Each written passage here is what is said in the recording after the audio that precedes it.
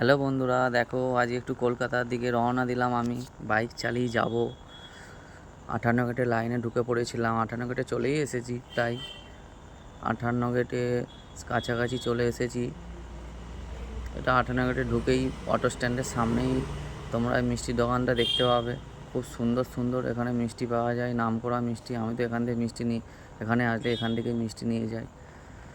দেখো কত সুন্দর সুন্দর মিষ্টি, এমন কোনো মিষ্টি টাকাও দিয়ে দিলাম, আমার মিষ্টিও নেওয়া হয়ে গেল। বন্ধুরা, আমি আবার বাইকে চেপে রওনা দিলাম। একটা বুড়ুর লঞ্চ ঘাটের দিকে আমি আবার বেরিয়ে পড়লাম লঞ্চ ধরবো বলে। দেখো কত সুন্দর জায়গাটা, ওখানটা তোমরা যদি কোনোদিনও আসো এই জায়গায় ঘুরে যেতে পারো। খুব সুন্দর জায়গা। এখানে 25শে ডিসেম্বর অনেক দূর দূর থেকে পিকনিক করতে আসে মানুষ, লোকজন প্রচুর। জায়গাটা খুব সুন্দর জায়গা। এটা কলকাতা থেকে অনেক লোক আসে, বাসে ফাসে করেও অনেক লোক ঘুরতে আসে এখানে। তোমরাও এসো এই জায়গাতে, তোমাদেরও মজা লাগবে, আনন্দ লাগবে। দেখো আমি বাইক চালিয়ে লঞ্চ ঘাটের দিকে রওনা দিচ্ছি। কত সুন্দর ভিউটা দেখো না শুধু বন্ধুরা তোমরা। লঞ্চ ঘাটে চলে এসেছিলাম। লঞ্চ ঘাটে এসে লঞ্চ ধরবো বলে আমি দাঁড়িয়েছিলাম।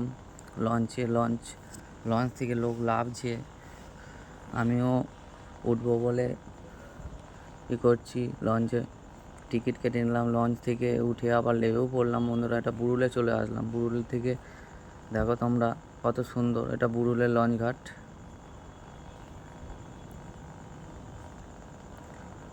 আবার বুড়ুল থেকে লঞ্চ ঘাট থেকে তোমার বড় কাছারি চলে আসলাম। বন্ধুরা, ঠাকুরপুকুর বাজারেও চলে এসেছিলাম। বাইক চালিয়ে এত দূর চলে এসেছি। দেখো বন্ধুরা তোমরা কত সুন্দর, প্রচুর বড় বড় বাজার বসে এখানে। এটা ঠাকুরপুকুর বাজারে। শুভ সন্ধ্যা, টাটা বন্ধুরা। সবাই ভালো থাকবেন, সুস্থ থাকবেন, এই কামনাই করি।